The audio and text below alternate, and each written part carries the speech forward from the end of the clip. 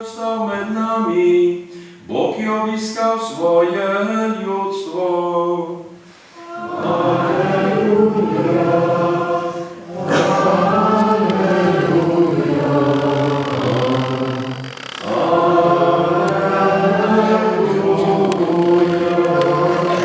Gospod z vami, iz svetega evangelija po Marku. Isti čas je k Jezusu prišel gubovec in ga na kolenih prosil: če hočeš, me moreš očistiti. Zasmilil se mu je, iztegnil roko, se ga dotaknil in mu rekel: hočem, bodi očiščen. Gobe so tako izginile in bil je očiščen. Jezus ga je brž s strogimi besedami poslal ven in mu rekel: glej, da nikomor nič ne poveš, ampak pojdi, pokaži se duhovniku in daruj za svoje očiščenje, kar je zapovedal Mojzes s njim v pričevanje.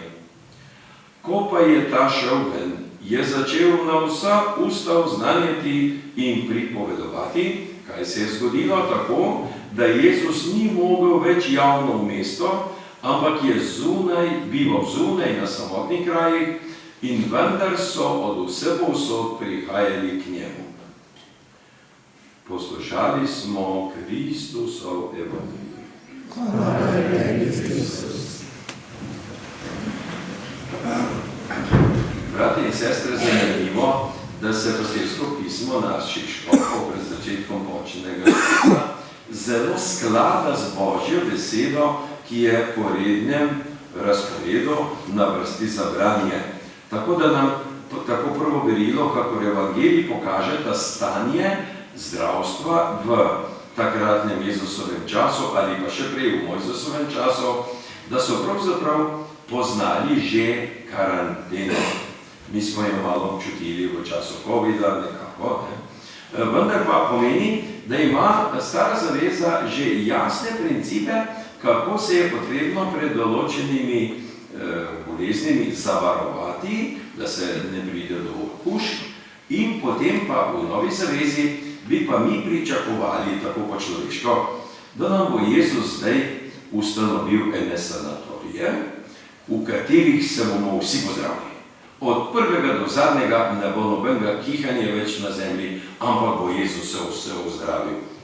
Če spremljamo te dogodke, ki so gotovo vezani na posamezne čudeže, vidimo, da je pri čudežu ozdravitve pri Jezusu vedno povezano, poleg bolezni, tudi vera. Prošnja, odgovor. Tako da Jezus ni ustanavljal sanatorijev, kakor jih imamo danes po svetu, ampak je na posameznih primerih pokazal svojo moč, Božjo moč, in odgovor na prošnjo in seveda tudi na vero. Tako da današnji praznik Lučke Marije, ki nam ga je prinesel Janez Pavel II kot nekakšen spomin na Gospodova dela in tudi človeško vero, je pravzaprav en poudarek na dveh stvarih. Prvi je: bolezen na svetu ostaja in bo ostajala do konca sveta, do sodnega dne. Drugo pa, prošnja človeka, da bi ozdravel, je pa zelo vezana na osebno vero in prošnja k Bogu. Nekdo je uslišan, drugi manj uslišan, tega mi presoditi s človeško pametjo ne bomo mogli. Zato je danes ob Luški Mariji, ki je nekako glede na luške dogodke, Marija v resnici kot imenovano z naše strani zdravje bolnikov, pravzaprav tista srednica pred Bogom, ki gotovo prenaša ali posreduje naše prošnje pred Bogom, zato da bi ozdravili. In to, kar nam škofje sedaj polagajo na srce, pa je: spomnimo se, tako pišejo, današnjega evangelija, ko se Jezus sreča z gobovcem. Ni ga strah okužbe, gobovcu dovoli, da mu pride povsem blizu in pred njim pade na kolena. Sočutje do gobovca je bilo močnejše od strahu pred gobovostjo. Jezus v teh okoliščinah izgovori eno najlepših in najbolj božjih misli, ki pravi: hočem, bodi očiščen. Jezus danes pozdravlja bolnike na različne načine. Iz složenke, ki smo jo pred leti izdali slovenski škofje, želimo omeniti nekatere poudarke. V Sloveniji ima vsak bolnik pravico, da ga v bolnišnici ali podobnem zavodu obišče duhovnik. Temeljno delo bolnišničnih duhovnikov so duhovni pogovori z bolniki, ki to želijo. Tudi do zakramentov ima bolnik neodtujljivo pravico, saj mu omogočajo blaženo večnost v očetovem domu. Ko bolniku priskrbimo zdravstveno pomoč, moramo takoj poskrbeti tudi za prejem zakramentov. Bolniki, ki prihajajo na zdravljenje v bolnišnico, naj po možnosti že doma opravijo spoved, prejmejo svetokalijo in po potrebi tudi bolniško maziljenje, če je mogoče. Bolnikom, ki so nevarno bolni ali oslabeli, zelo priporočamo zakrament bolniškega maziljenja. Ta zakrament ne napoveduje smrti bolnika, ampak mu daje novo upanje, novo moč za spoprijemanje s trpljenjem ter pogosto tudi zdravje na telesu. Ravno tukaj imamo mi v glavah, zlasti starejša generacija, da je potem maziljenje prav za zadnjo minuto ali pa zadnjo sekundo. To nam škofje ponovno polagajo na srce, da je bolniško maziljenje zdravje bolnikov. Bolnik ali starejši lahko zakrament bolniškega maziljenja sprejme vsakokrat, ko se mu bolezen ali stanje poslabša.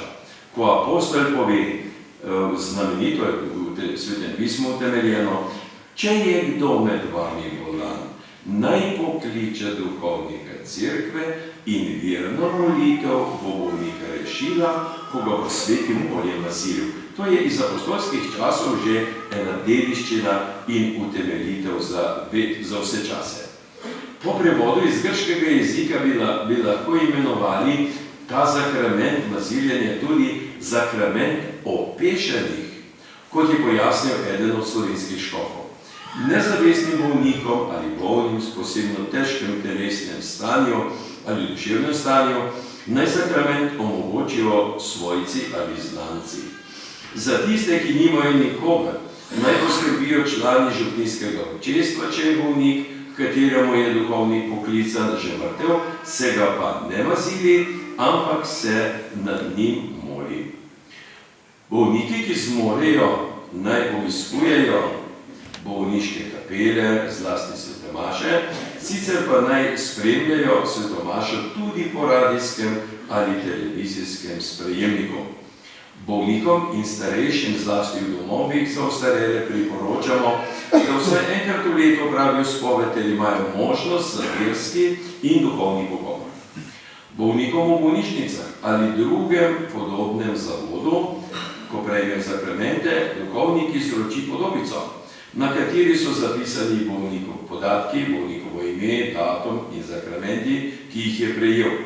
Podobica je nekako potrdilo tudi za sorodnika in duhovnika, ko je potrebno pripraviti pogreb, če bolniku umre.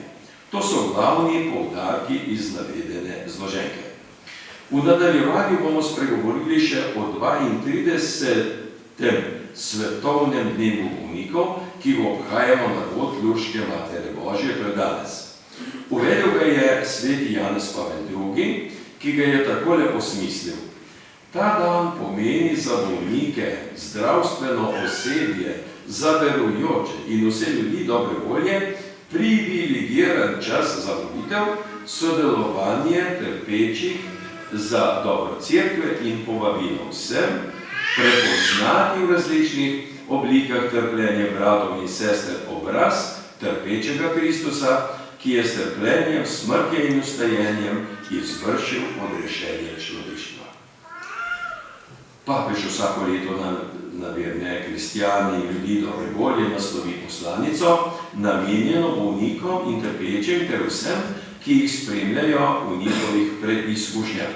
Ne smemo pozabiti, da so v številnih državah že pred svetovnim dnevom bolnikom udomačila narodna romanja bolnikov, starejših in invalidov, kot so naša romanja na Brezje, ko jih imamo, ali druge božje poti v zvezi z Ruško Marijo, zdravje bolnikov. Hvaležni smo za vsa škofijska romanja in srečanja župni za bolnike in starejše, naj bo tako tudi naprej. In sklep. Post in pepelnica sta besedi na črko P. Škofje priporočamo, da bi naša sočutna bližina do preizkušenih vseh tistih bila tudi v poslušanju, potrpežljivosti in ponižnosti. Vsem, s katerimi živite in jih boste obiskali, prinesite naše pozdrave. Vsem voščimo blagoslovljeni postni čas, umrli in ostali Gospod. Naj vam bo zgled ljubezni in naj vam pomaga, da boste služili njemu in ljudem.